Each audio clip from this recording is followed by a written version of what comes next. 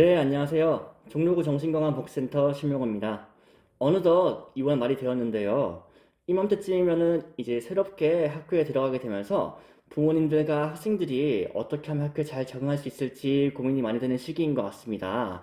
그래서 오늘의 온라인 정신건강 강좌 주제는 새학기 학교 적응으로 준비를 해보았습니다. 오늘 강좌에 도움 주실 분을 모셨습니다.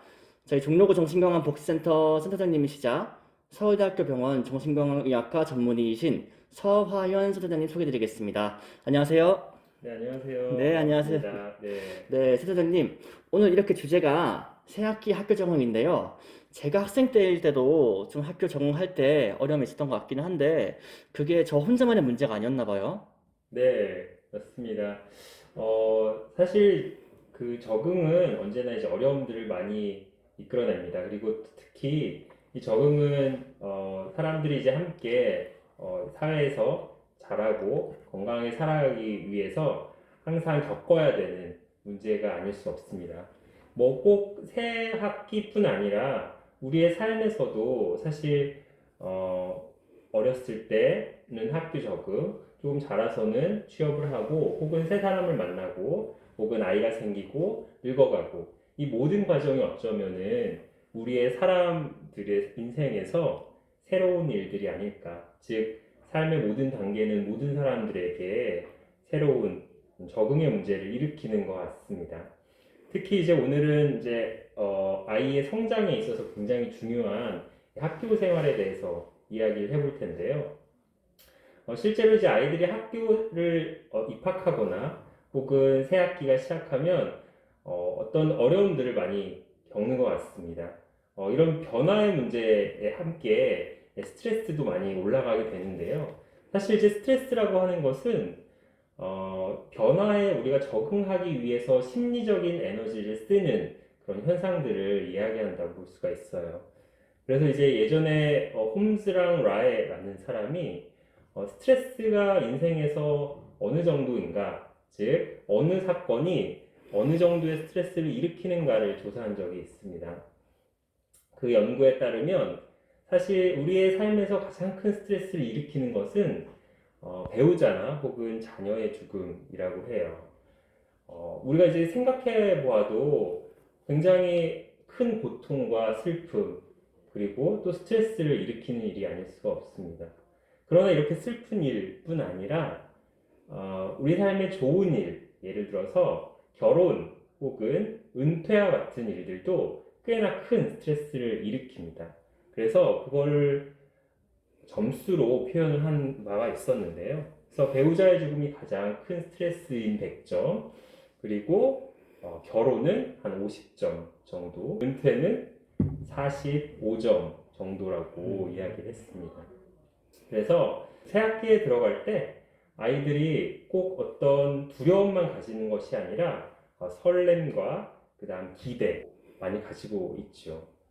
이렇게 긴장과 기대와 설렘이 함께 있는 것이 바로 이제 새학기인 것 같습니다. 네, 센터장님. 제가 혹시 말씀을 듣다 보니까 좀 궁금한 게 몇 가지 생겼거든요. 환경이 바뀌면 적응하기 어려워하는 아이를 둔 부모님께서 궁금하실 것 같은데, 만약 그런 아이가 학교에 입학하게 된다면은 부모로서 어떻게 좀 도움을 줄 수 있을까요? 네. 이제 유치원 혹은 어린이집을 졸업하고 혹은 이제 집에 있다가 학교라는 새로운 환경에 들어가는 아이들은 특별히 이제 많은 변화를 겪습니다. 이런 아이들을 준비시키고 학교에 이제 입학을 시키기 위해서 부모님들이 많이 긴장하시게 되는 것 같아요. 왠지 이제 어린이집이나 유치원 선생님들은 잘 도와주실 것 같은데 학교 선생님들은 부모님들도 조금 어려워 하시는 경향들이 있죠. 그래서 그럼 부모님들이 내가 아이를 준비시켜야 되겠다 이런 생각들을 많이 하시게 됩니다. 변화에 있어서 그 변화의 충격을 줄여서 그리고 변화의 충격을 좀 덜 받는 방법들은 하나는 이제 연습이겠죠. 그래서 아이가 이제 처음에 학교에 입학을 하게 된다면 아이가 실제로 겪게 되는 일들을 조금 연습할 수 있도록 해주시는 것이 아이들이 적응에 많이 도움이 됩니다. 이런 연습이라는 것은 거창한 것이 아니라 사실 입학하게 되면 자연스럽게 알 수 있는 것들이지만 그것들을 미리 부모님과 함께 하시면 좋을 것 같아요.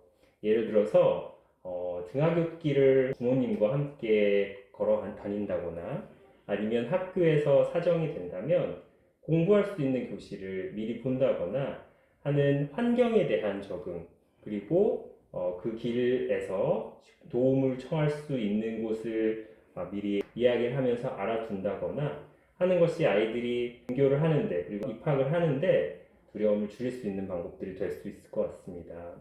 또한 부모님들 스스로가 아이들을 준비시키기 위해서 야, 학교는 무서운 곳이야. 선생님 말씀 잘 들어야 돼. 선생님 무서워. 라고 이야기를 많이 하시는데요. 이런 말들은 사실 아이들이 학교를 대하는 데 있어서의 자세, 그리고 마음을 좀 위축되고 두렵게 만들 수가 있습니다. 그래서 부모님들은, 선생님들은 네가 잘 모르면 잘 가르쳐 주실 거야. 이렇게 말해주는 것이 또 도움이 됩니다. 또한 이제 학습에 대해서도 많이 걱정을 하시는데요. 지금의 학습은 이제 굉장히 중요하죠. 우리가 꼭 이제 성적이나 등수만을 가지고 아이와 소통하려고 하기 때문에 아이가 이런 학습 혹은 공부에 많은 스트레스를 받지만 사실 학습은 아이로 하여금 어떤 좀 어려운 것들을 이겨내는 힘들을 길게 하고요. 또 실제로 생활에 필요한 혹은 사는 데 필요한 지식들을 얻게 하고 또한 그것들을 통해서 자기의 어떤 능력을 스스로가 확인하고 또 자신감을 갖고 이런 데 굉장히 중요합니다. 지금 초등학교에서 입학을 할 때는 아이들에게 기본적인 수의 개념 그리고 한글은 익히고 올 것을 권유하고 있습니다. 그래서 아이들이 한 6개월 정도 이제 시간이 된다 혹은 아직은 입학하기 전이라면은 아이들에게 기본적인 수의 개념 그리고 한글을 읽을 수 있는 정도로 가르쳐 주시는 것이 좋을 것 같습니다. 그러나 요즘은 이제 너무 많은 그 부모님들이 아이들을 뭐 많이 그리고 빨리 가르치려고 애쓰시는 것 같아요. 그래서 그렇게 하실 필요는 없으실 것 같고 학교에 있는 어떤 요구되는 그 과정들을 잘 따라갈 수 있도록 그 정도 준비시켜 주는 것이 좋을 것 같습니다. 네. 너무 자세한 답변의 말씀 감사드립니다. 그러면은 이제 학교에서 담임 선생님께서 아이가 수업 시간에 집중하지 못하고 계속 움직인다, 좀 이런 말씀해 주셨어요. 이런 것도 새학기 증후군에 포함될까요? 아니면은 ADHD는 아닐까요? 대개 이제 변화는 아이들이 대개는 이제 잘 적응을 합니다. 그런데 특별히 어떤 어려움들을 가지고 있는 경우에는 적응을 어려워할 수가 있습니다. 그 중에 대표적인 것이 ADHD일 텐데요. ADHD는 크게 세 가지 증상으로 되어 있습니다. 첫 번째가 과활동성, 그리고 두 번째가 주의가 산만한 것, 세 번째가 충동적인 것입니다. 그래서 이 세 가지는 또래 관계나 학습에 영향을 미칠 수가 있습니다.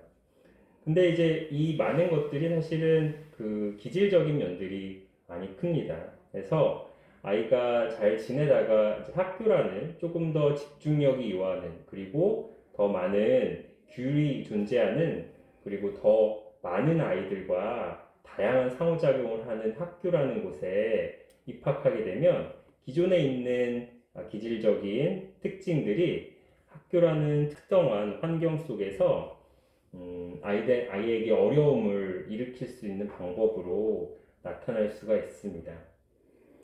ADHD에 대한 치료는 뭐 정신과에 간다면 이제 약물 치료가 가장 기본이겠지만 사실은 약물 치료 이전에 부모 교육이라든지 아니면 선생님과 함께 이런 어려움들을 도울 수 있는 방법들을 함께 보완하는 것이 먼저 선행되어야 됩니다.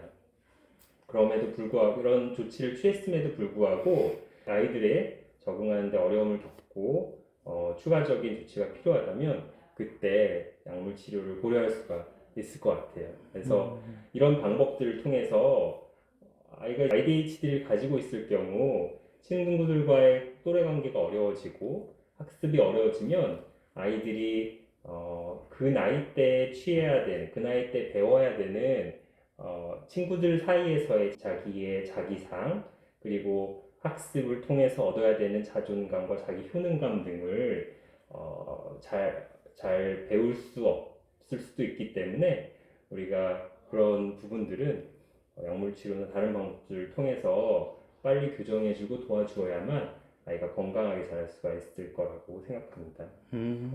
그렇군요. 네. 또 이것과 별개로 이제 선생님께서 아이가 학교에 잘 적응하지 못하고 있는 것 같다라고 연락 주셨어요. 이럴 때는 좀 부모로서 어떻게 도와줄 수 있을까요? 사실 적응하지 못하는 이유는 굉장히 다양하기 때문에 우선 이제 아이와 이야기를 신중히 잘 해보셔야겠죠. 어떤 것이든 간에 아주 사소한 예를 들어서 책가방, 우리 입학할 때는 책가방을 고르잖아요. 이런 사소한 것까지도 아이와 함께 하시는 것, 그리고 아이의 주장과 혹은 의견을 들어서 반영하고 고민하시는 것이 중요합니다. 따라서 학교에서 어떤 일들이 일어나든, 그리고 어떤 원인을 가지고 어려움을 겪던지 아이와 함께 이야기하고 거기서부터 문제를 풀어가기를 시작하는 것이 가장 이상적이라고 할 수가 있을 것 같습니다. 요즘 상황에 또 이제 코로나19로 인해서 학교를 못 가다 보니까 아이가 좀 스마트폰을 보는 시간이 많이 늘어났어요. 혹시 스마트폰 중독을 예방하기 위해서는 좀 어떻게 도와주는 것이 좋을까요? 네. 스마트폰 중독은 아마 이제 별도로 다뤄야 될 만큼 굉장히 큰 주제일 것 같아요. 그러나 이제 원칙을 말씀을 드리면, 일단 아이가 스마트폰이든 무엇이든 간에 아이가 이제 자라면서 해야 될 것들이 있습니다. 그것은 무엇이냐면 자기의 문제를 자기가 스스로 풀 수 있는 방법들을 배우는 것이에요.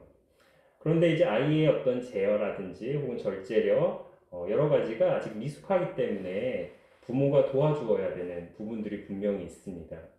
그래서 스마트폰 중독이라고 예를 든다면 그런 문제되는 상황에 있어서 아이들이 스스로 그 문제를 풀 수 있도록 우선 기회를 주셔야 합니다. 그 기회를 준다는 것은 아이가 어떤 행동에 있어서 선택권을 준다는 의미이기도 합니다. 그래서 예를 들어서 아이와 협의를 하는 것이죠. 얼마큼 스마트폰을 사용하고 혹은 그것을 어떤 환경에서 어떠한 한계를 두고 사용할지를 아이와 이야기하고 그것에 대한 어떤 보상을 함께 고민하는 것 이런 것들이 먼저 있어야 될 것 같고요. 그 다음으로는 이 스마트폰 외에 다른 대안적 활동들을 좀 찾아주셔야 될 것 같아요. 스마트폰이라고 하는 것이 사실 가장 편안하고 자극적이게 아이의 흥미를 돋굴 수 있도록 만들어진 것들이 많이 있기 때문에 아이가 그 스마트폰의 대안들, 뭐 친구들과 논다든지 혹은 다른 취미를 갖는다든지 하는 대안적 활동에 대해서 아이의 흥미를 발견해주고 북돋아주고 격려해주고 하는 이런 상호작용이 필요할 것 같습니다. 네, 일단은 스마트폰 중독의 경우에는 조금 더 특수한 상황으로서 더 세부적인 설명을 다음에 다시 더 드릴 수 있도록 하면 좋을 것 같습니다. 네. 여기까지 새 학기를 맞이하여 학교 적응에 대해서 저희 서화연 선생님과 말씀 나누어 보았습니다. 혹시라도 아이의 학교 적응으로 인해서 어려움이 있으신 부모님들께서는 저희 센터로 전화 주셔서 도움 받으실 수 있으면 좋을 것 같습니다. 이상으로 온라인 정신건강 강좌 새학기 학교 적응편을 마치도록 하겠습니다. 경청해 주셔서 감사합니다. 감사합니다.